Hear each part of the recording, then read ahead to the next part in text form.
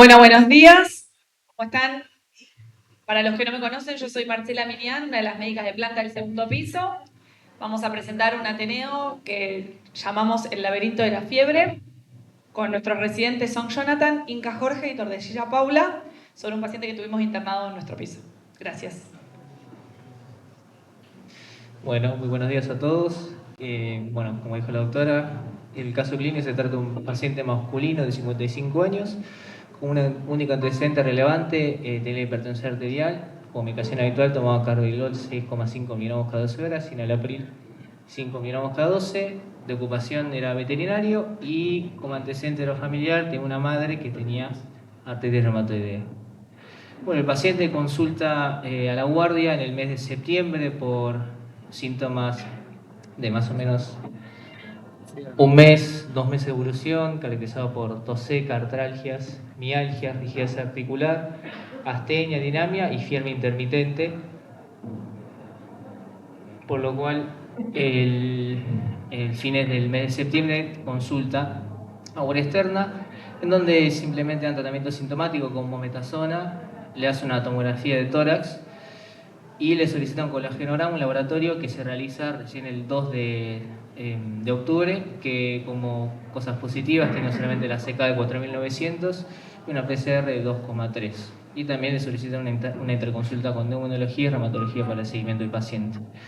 El paciente, bueno, es dado de alta y reconsulta el 4 de octubre por fiebre persistente, le hacen un nuevo laboratorio en el que tiene una CK más elevada todavía, 9911, y con la tomografía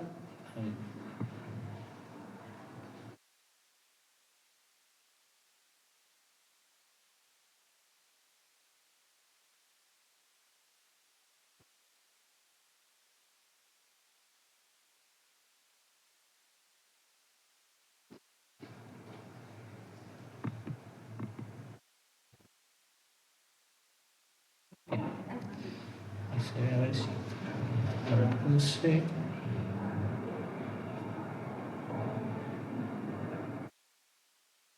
Se veía estacionarios en vidrio esmerilado, con tendencia a la consolidación en ambas bases, por lo cual deciden iniciar tratamiento antibiótico a base de amoxicilina clavulánico.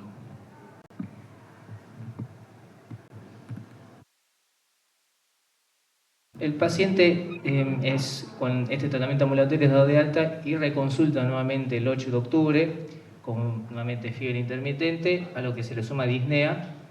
Le realizan una nueva TC de tórax que evidencia en derrama pleural y una neumonía bilateral.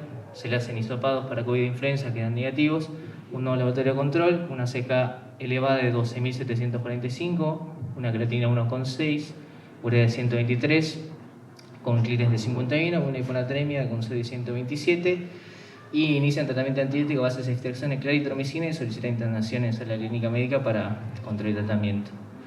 El 9 ingresa al segundo piso, se toman hemocultivos, un laboratorio control, una CK en descenso pero nuevamente elevadas, de 8.270, una creatina en 1,1 ya normalizada, una urea elevada en 100 y una elevación de las transaminasas con 4,75 y 2,75, persistencia de hiponatremia y un ProNP de 95 para descartar el tema de del fallo cardíaco, porque también había ingresado con edemas en miembros inferiores. Acá está la nueva tomografía. Hasta ahí todos se van a dejar en guardia. Sí, recién el 8 de octubre, cuando reconsulta con fiebre y a lo que se le agrega disnea, se hace esta nueva tomografía, se le interpreta como una neumonía bilateral, se hacen hisopados, se descarta que tenga COVID o influenza y se solicita internación en sala clínica médica.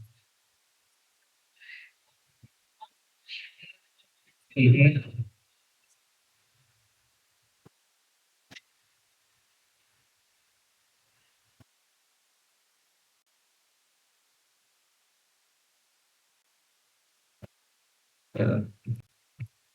Bueno, y ahora mi compañero Jorge va a seguir con el examen físico. Buenas con todos. Bueno, dentro del examen físico, a su ingreso al segundo piso, lo que nos llamaba mayormente la atención es que el paciente presentaba lo que son edemas en los miembros inferiores, infrapatelar, perimalleolar y en dorso de pie en 2 cruces. Presentaba la parte del tórax, como al principio se pensó que era una neumonía, una buena mecánica ventilatoria, una regular entrada de aire por hipoventilaciones y rales y crepitantes en bases. Artralgias y mialgias acompañados de una debilidad muscular, principalmente en miembros inferiores, y una rigidez matinal.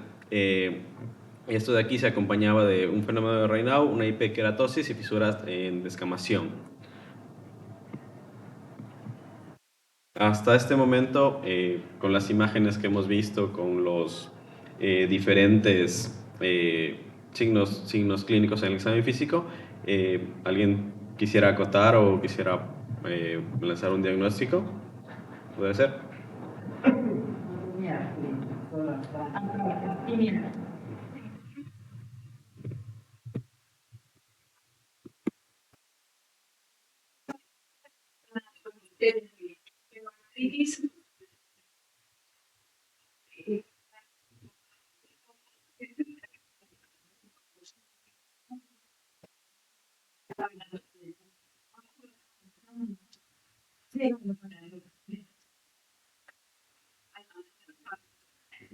Un poco más claro.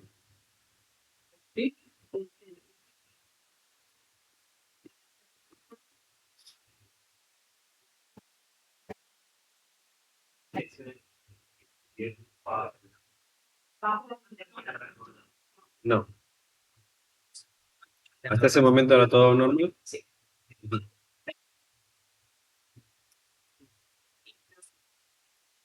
Y la fiebre intermitente que venía en la inclusión. Que hasta ese momento se interpretó que era secundario a los signos de sobrecarga que tenía el paciente y que se acompañaba de la rigidez matinal principalmente. Al inicio, hasta las 7, 8 de la mañana que el paciente comenzaba a tener algo de actividad, tenía rigidez y dolor al momento de la movilización, principalmente al trasladarse la primera vez a ir al baño, presentaba dolor y rigidez.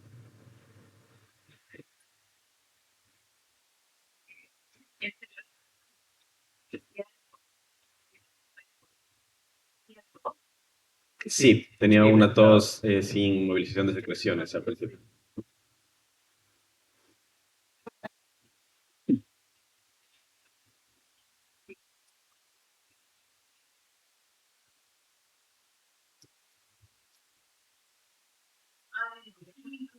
Eh, Veterinario, netamente nos refería a que tenía contacto con lo que son mascotas, perros, gatos, tenía contacto con aves de corral principalmente, lo que son gallinas y ciertas aves de compañía como podrían ser pericos. Fuera de eso, ningún otro.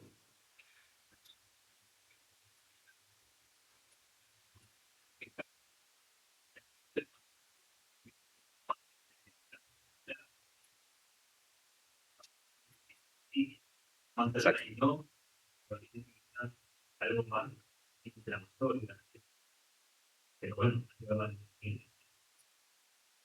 Bueno, Sí. Una vez más, perdón, lo unitario. Hoy dice está neumonía. Bien, diga neumonía. Hasta que no se me yo no sé si tenía. Yo lo conozco, al paciente entiendo lo que hicimos, las cosas que uno decide tratar, pero no sé si cumple muchos criterios de neumonía y tenía un mes de. bueno, dentro de su internación, en los primeros días se obtuvo lo que es el informe directamente de la tomografía que presentamos, en el cual tiene un proceso infeccioso inflamatorio y un derrame pleural asociado. Se obtuvieron lo que son las serologías que vienen negativas y se obtuvo lo que es el anticuerpos, en los cuales tiene el anti-C positivo, una dilución de 1 en 600, el ANCA-P negativo, anti-DNA negativo, y el proteinograma electroforético que tenía los parámetros dentro de lo normal. En esta consecuencia, igual, el anti-Jo 1 positivo, el anti-Ro positivo, el anti-LA negativo, el anti-SL70 negativo y persistía en la CK elevada. con este patrón de resultados de laboratorio, perdón, y los signos clínicos, se interpretó a un principio como la sospecha de un síndrome antisintetasa, y por lo cual se consultó o se comentó al paciente con el servicio de reumatología, mismos que nos sugirieron una conducta terapéutica, los pulsos de corticoides. No sé si en este momento quisiera interpretar algo o acotar algo del servicio de reumatología. ¿Qué tal?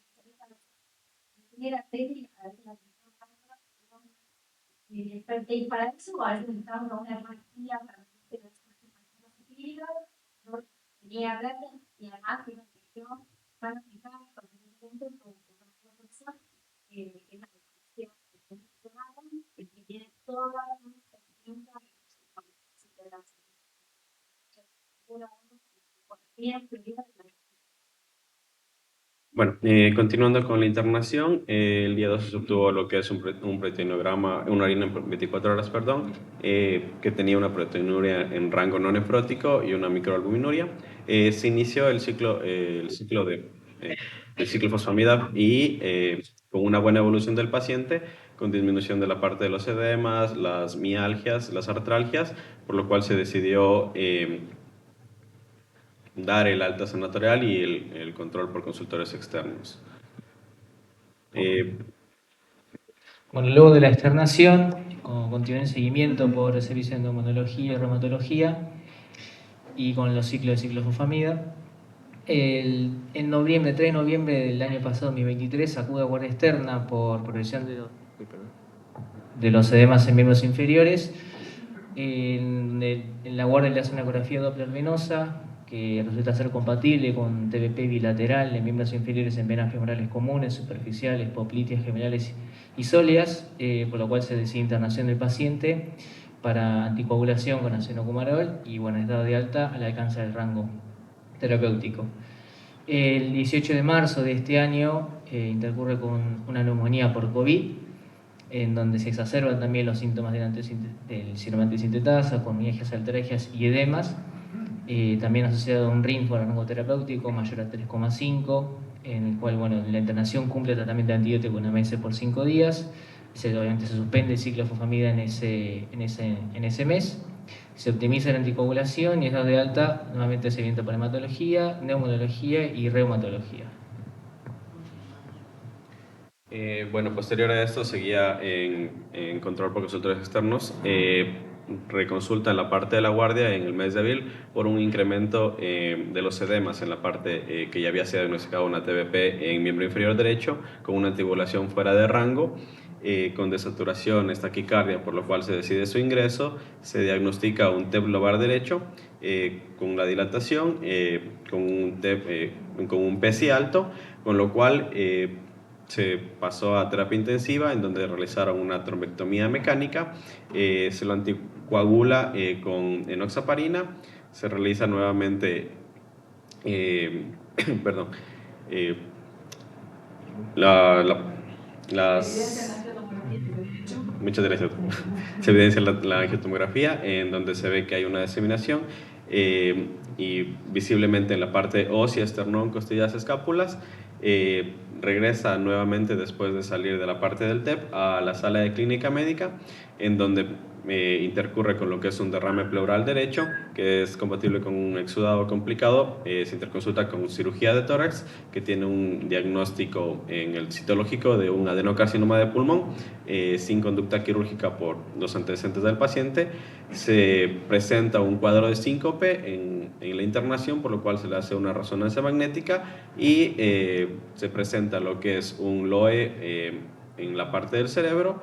Se interconsulta con la parte de oncología, los cuales están en plan para realizar una quimioterapia y un plan ambulatorio. Lamentablemente el paciente no tiene una buena progresión de la enfermedad de base y fallece en junio de este año.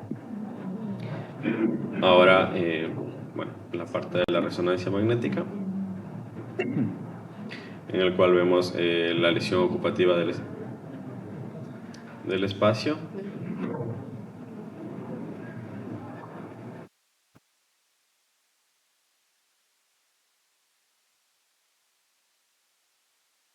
De la tomografía, en el cual vemos que hay un derrame pleural derecho masivo.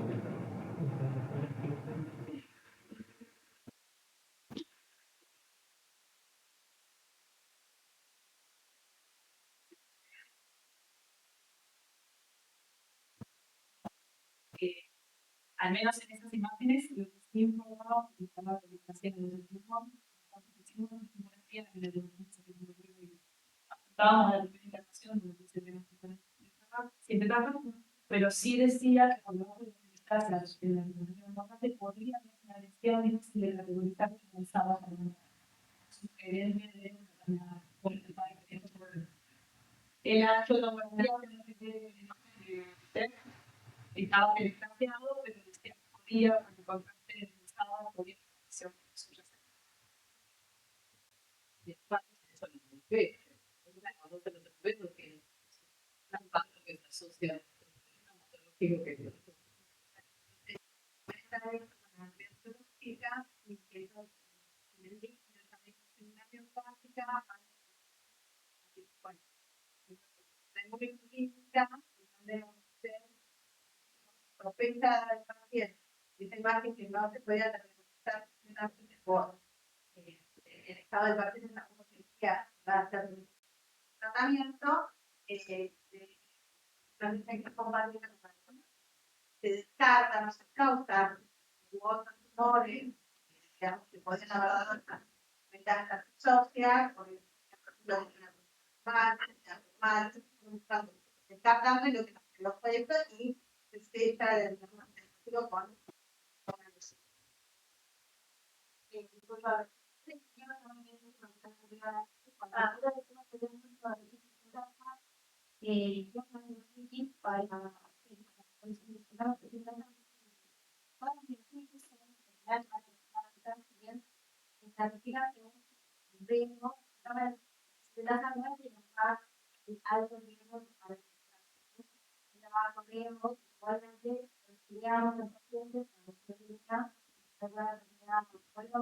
en ese momento lo que dicen. Pero generalmente lo que más pensar no voy a aparecer la acá con el porque yo tengo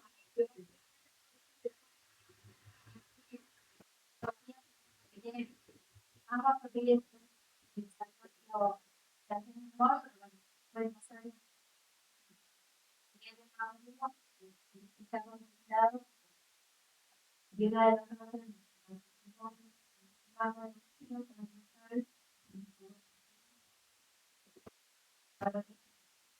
Bueno, mi compañera Paula continúa.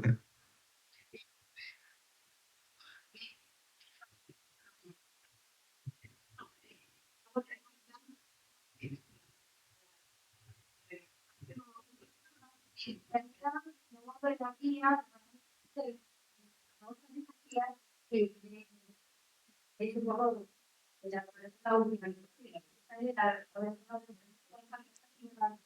¿qué pasa con esta que cuando se va corriendo, cuando están en el tiempo, contestar, para cuando tenemos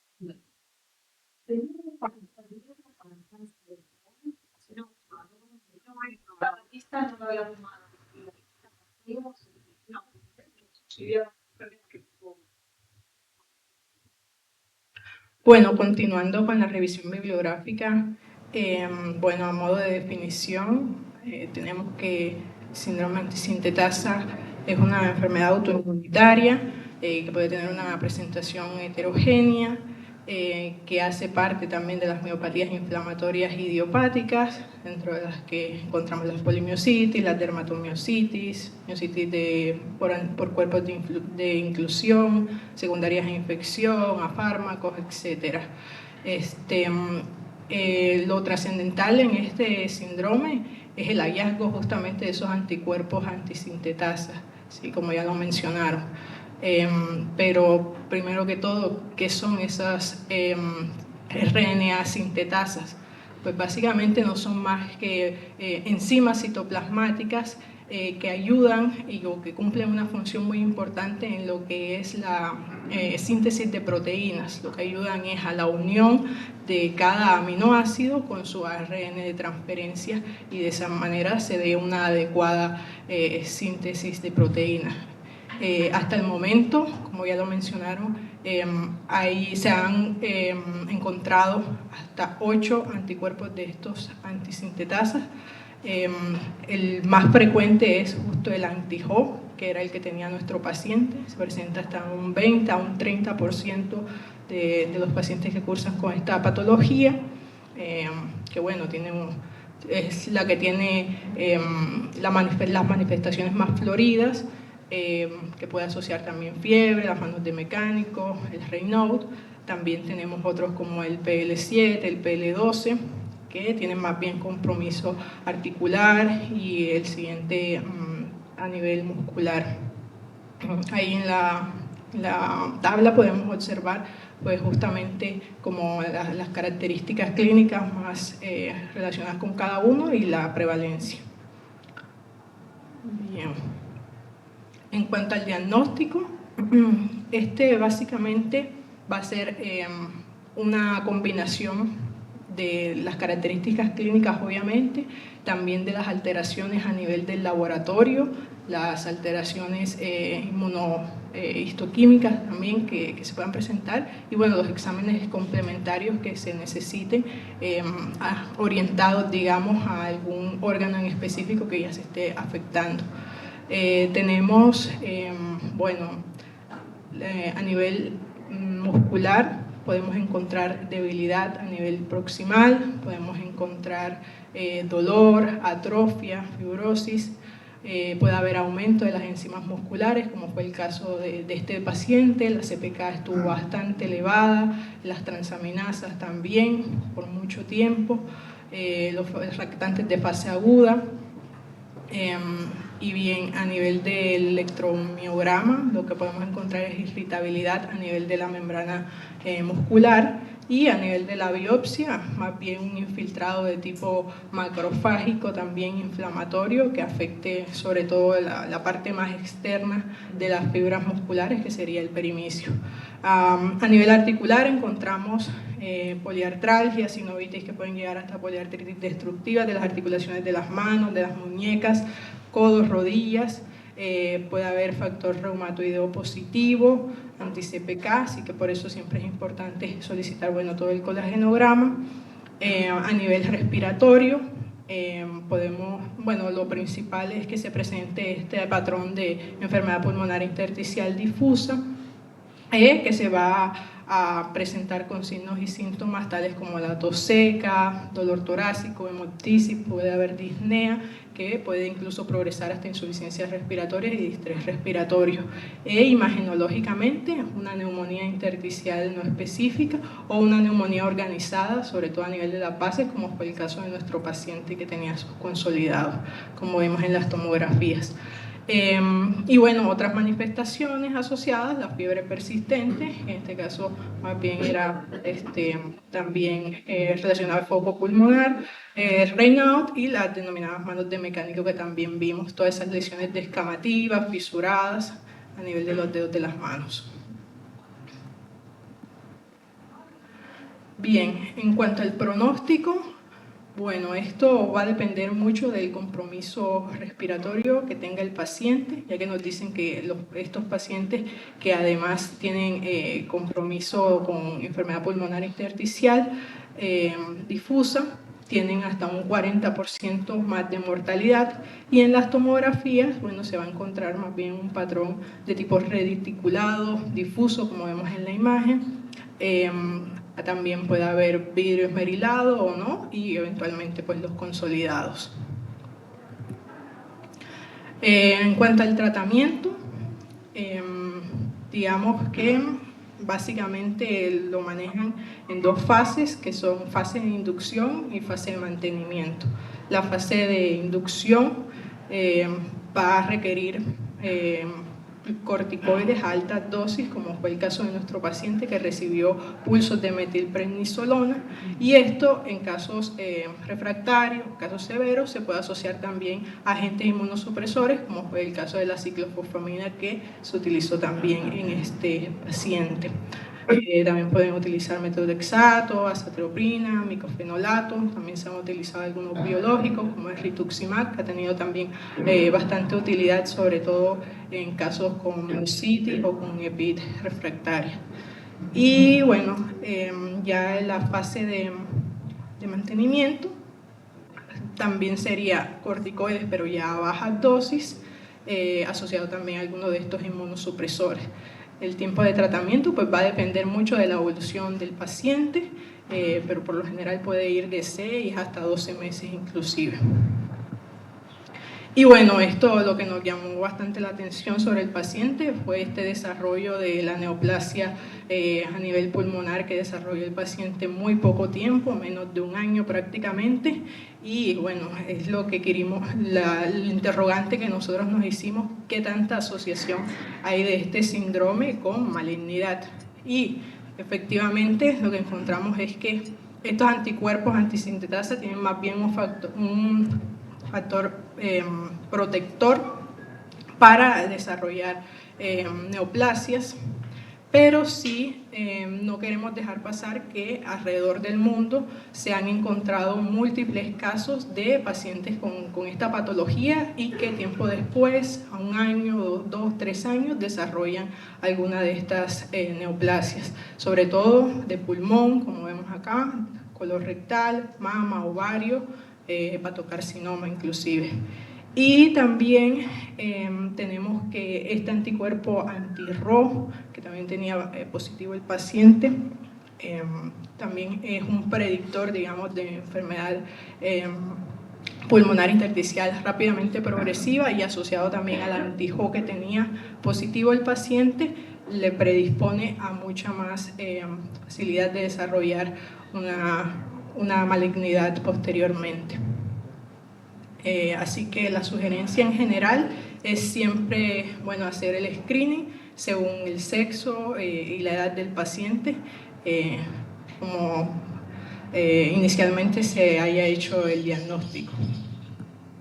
Aquí nosotros también encontramos, bueno, algunos papers, algunas revisiones de pacientes. Por ejemplo, en la parte superior tenemos de un paciente en Japón del 2023, de 69 años, que también tenía un antecedente de antisintetasa y hacía 20 años, que venía estable de su patología, digamos, y que intercurrió con disnea, clase funcional 2 a 3. El paciente fue a guardia, le hicieron una tomografía donde se evidenciaba mayor progresión de esos infiltrados ya conocidos en vidrio esmerilado, aumento de requerimiento de oxígeno, y fue internado y fue manejado con corticoides a altas dosis. También presentaba hipertensión pulmonar, se trató con tadalafilino, sin embargo la evolución fue bastante tórpida de este paciente, así que decidieron utilizar ciclofosfamida también. Justo cuando iniciaron este inmunosupresor, comenzó la mejoría del paciente con disminución de los requerimientos de oxígeno, con mejoría también de las imágenes y adicional, el paciente también refería dolor a nivel lumbar, así que le fue practicada una resonancia donde se evidenciaban unas lesiones de tipo metastásicas a nivel de la columna torácica, sacra, lumbar, y se biopsiaron esas lesiones y bueno, eran compatibles con adenocarcinoma, así que le fueron practicadas tomografías, endoscopías, etcétera, pero la verdad no pudieron dar con el primario. El paciente fue dado de alta con oxígeno domiciliario a bajo flujo. Y también encontramos otro estudio que fue en España, en la Universidad de Barcelona, donde hicieron un seguimiento de 27 pacientes también diagnosticados con esta enfermedad durante unos 28 años aproximadamente, de los cuales 4 desarrollaron neoplasias también en un periodo de 4 a 8 años, y de esos prácticamente de esos 4, 3 fallecieron por progresión de su enfermedad de base también. Así que les dio una prevalencia de malignidad hasta de un 13%. Entonces, ya a modo de cierre, pues decir que esta patología siempre puede manifestarse con sintomatología clínica variable. Siempre es importante tener en cuenta las alteraciones del laboratorio y sobre todo los anticuerpos antisintetasa, obviamente, que el anti-HO es el más frecuente, el que encontramos en nuestro paciente. Y siempre, bueno,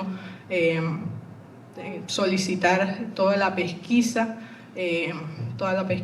según la edad, según el sexo, para descartar malignidades en estos pacientes, porque sí que hay una prevalencia, digamos, no desdeñable de que puedan desarrollar malignidades en los años siguientes, como fue el caso de nuestro paciente. Así que eso sería todo. Muchísimas gracias.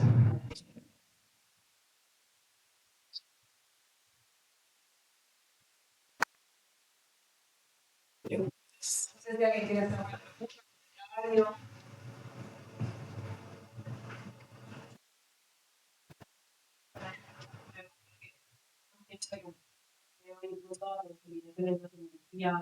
Una neumonía, que prolongado, también ambientales, había algo allá, cuando con todo el